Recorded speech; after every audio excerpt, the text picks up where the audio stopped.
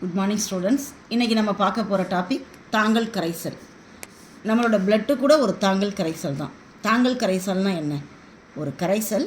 அந்த கரைசலில் நம்ம அமிலத்தை சேர்த்தோம் அப்படின்னு சொன்னோம்னா அந்த கரைசலோட pH மதிப்பு குறையும். அதே கரைசலில் ஒரு காரத்தை சேர்த்தோம் அப்படின்னு சொன்னோம்னா அந்த கரைசலோட pH மதிப்பு அதிகமாகும், 7ஐ விட அதிகமாகும். நம்ம எல்லாருக்குமே தெரியும், pH மதிப்பு 7ஐ விட அதிகம்னா காரம், 7ஐ விட குறைவுனா அமிலம் அப்படின்னு. அப்போ எப்போவுமே ஒரு அமிலம் ஆட் பண்ணும்போது pH மதிப்பு குறையும், காரம் ஆட் பண்ணும்போது pH மதிப்பு அதிகமாகும். ஆனால் இந்த தாங்கல் கரைசலில் நம்ம அமிலத்தை ஆட் பண்ணாலும் காரத்தை ஆட் பண்ணாலும் pH மதிப்பானது மாறாமல் அப்படியே தாங்கி நிற்கிற கரைசல். அதனால தான் அதற்கு பேர் தாங்கல் கரைசல். இதை இங்கிலீஷில் பஃபர் சொல்யூஷன் அப்படின்னு சொல்லுவாங்க. நம்மளோட ரத்தம் கூட என்ன அப்படின்னா ஒரு தாங்கல் கரைசல் தான். ரத்தத்தில் கார்பானிக் அமிலமும் அது H+ அயனிகளை கொடுத்து கிடைக்கக்கூடிய இணை காரம் பைகார்பனேட் அயனி.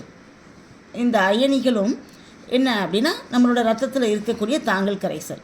இது என்ன செய்யுது அப்படின்னா ரத்தத்தில் அமிலம் கலந்தாலும் காரம் தன்மை கலந்தாலும் அதனோட pH மதிப்பை மாறாமல் நிர்ணயம் செய்கின்றது. அதனால் இது ஒரு நல்ல எடுத்துக்காட்டு. இப்போ தாங்கல் கரைசலுக்கு நம்மளோட புக்கில் என்ன எக்ஸாம்பிள் கொடுத்துருக்கு அப்படின்னா 2 விதமான தாங்கல் கரைசல் இருக்குது. ஒன்று அமில தாங்கல் கரைசல்,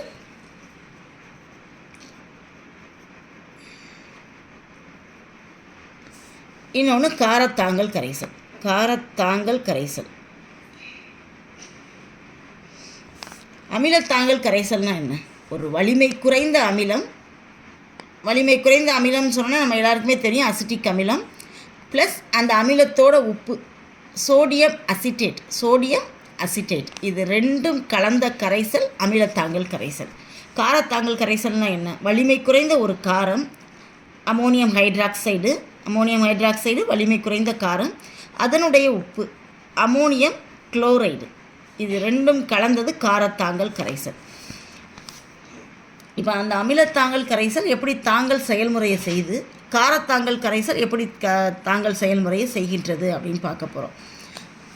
அசிட்டிக் அமிலம் எப்படி பிரியும் அப்படின்னு பார்த்தோம்னா CH3COOH வலிமை குறைந்த அமிலம். அப்போ சமநிலை வினையை போடணும். H+ அயனியாகவும் அசிட்டேட் அயனியாகவும் பிரியும். அதனுடைய உப்பு அசிட்டிக் அமிலத்தோட உப்பு சோடியம் அசிட்டேட் வலிமை மிக்கதாக இருக்கும். ஏன்னா அந்த வலிமை குறைந்த அமிலத்தோட உப்பு வலிமை மிக்கதாக இருக்கும். அப்போ அது முழுவதும் பிரிகை அடையும் பொழுது Na+ அயனியும் CH3COO- அயனியும் கிடைக்கும். இப்போ இந்த அமிலத்தாங்கல் கரைசலில் நம்ம அமிலத்தை ஆட் பண்ணோம் அப்படின்னு சொன்னோம்னா, அமிலம்னு சொல்லும் பொழுதே தெரியும் H+ அயனியை ஆட் பண்ணுறோம் அப்படின்னு வச்சுக்கிட்டோம்னா இந்த H+ அயனியோட அளவு அதிகமாகும். இந்த கரைசல் முழுவதும் இப்படி பிரிஞ்சு இருக்கும்பொழுது நம்ம ஒரு அமிலத்தை ஆட் பண்ணோம்னா அந்த அமிலத்திலிருந்து பிரிக்கப்பட்ட H+ அயனிகளோட செறிவு அதிகமாகும். அப்போ லீச்சாட்லியர் தத்துவம் படி இந்த H+ அயனிகளுடைய செறிவை சருமன் செய்வதற்காக இந்த அசிட்டேட் அயனியுடன் H+ அயனி வினைப்பட்டு பிரிகை அடையாத அசிட்டிக் அமில மூலக்கூறுகளை தந்துவிடும்.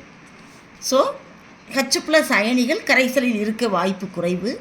அதனால் pH மதிப்பு அங்கே மாற்றம் இல்லாமல் இருக்கும். pH மதிப்பு மாற்றம் இருக்காது, மாற்றம் இல்லை.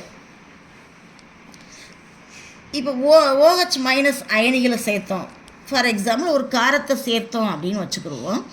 காரத்தை சேர்த்தோம்னா என்ன செய்யோம்னா நமக்கு தெரியும் H+ அயனிகள் எப்போவுமே H3O+ ஹைட்ரோனியம் அயனிகளாக தான் இருக்கும். அப்போ அந்த ஹைட்ரோனியம் அயனி OH- சேர்ந்து எதை கொடுத்து விடும் அப்படின்னா நீர் மூலக்கூறுவை கொடுத்து விடும். அப்போ என்ன நடக்கும் அப்படின்னு பார்த்தீங்கன்னா அப்பவும் என்ன நடந்திருக்கும்? pH மதிப்பில் ஒரு மாற்றம் இருக்காது. pH மதிப்பில் என்ன இருக்காது? மாற்றம் இருக்காது. அதே மாதிரி காரத்தாங்கல் கரைசலை பாருங்கள். அமோனியம் ஹைட்ராக்சைடு NH4OH பிரிகை அடையும் போது NH4+ ஆகவும் OH- ஆகவும் பிரியும். அமோனியம் குளோரைடு NH4Cl இது முழுசும் பிரிகை அடையும். இது வலிமை குறைந்த காரம், அதனால் முன்னோக்கு வினை பின்னோக்கு வினை இரண்டும் நடக்கும். இது வலிமை மிக்க உப்பு, அதனால் அது என்ன செய்யுது? முழுவதும் பிரிகை அடைந்து NH4+ஐயும் Cl மைனஸையும் கொடுத்து விடும்.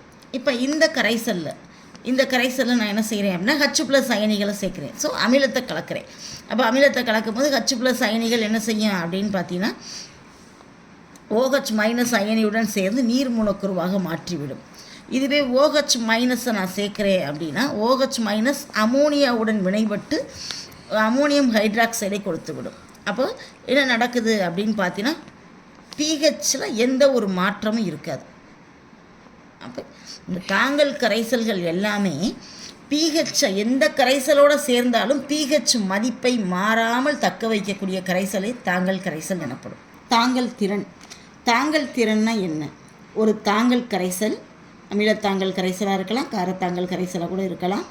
அந்த தாங்கல் கரைசலோட தாங்கல் திறனோட தாங்கல் செயல்பாடுகளோட தன்மையோட அளவு தான் என்னது அப்படின்னா எண் அளவீடு தான் தாங்கல் திறன் அப்படின்னு சொல்லலாம். இதுக்கு இன்னொரு பேர் கூட இருக்குது, தாங்கல் எண் அப்படின்னு கூட சொல்லலாம். இதை சொன்னவர் பேர் வான்ஸ்லைக் அப்படின்றவர். அவர் ஒரு வாய்ப்பாடு கொடுத்துருக்காரு, தாங்கல் திறன் பீட்டா = dP/dpH. ஒரு தாங்கல் கரைசல், அந்த தாங்கல் கரைசலை அமிலமோ காரமோ நம்ம சேர்த்து அந்த தாங்கல் கரைசலோட செயல்பாடு எப்படி இருக்குது அப்படின்றத நம்ம மெஷர் பண்ணுறோம். அப்போ நம்ம சேர்க்கக்கூடிய அமிலம் அல்லது காரத்தோட கிராம் சமானங்களோட எண்ணிக்கை நம்ம அந்த தாங்கல் கரைசலில் அமிலம் அல்லது காரம் சேர்க்கப்பட்ட பின்னர் அந்த தாங்கல் கரைசலோட pH மாற்றம். அப்போ ஏற்கனவே pH இருந்ததில் எவ்வளோ pH மாற்றம் இருக்கா இல்லையா அப்படின்றத பார்க்குறோம். மாற்றம் இல்லைன்னா அது நல்ல தாங்கல் கரைசல் அப்படின்றத நம்ம தெரிஞ்சுக்கிற முடியும். அப்போ இந்த ரெண்டுக்கு இடையில் உள்ள விகிதம் தான் என்ன சொல்கிறோம் அப்படின்னா தாங்கல் எண் அல்லது தாங்கல் திறன் அப்படின்னு சொல்கிறோம். இது ஒரு 2 மார்க் கொஸ்டின், ரொம்ப ஈஸியான கொஸ்டின்ப்பா. தேங்க்யூ.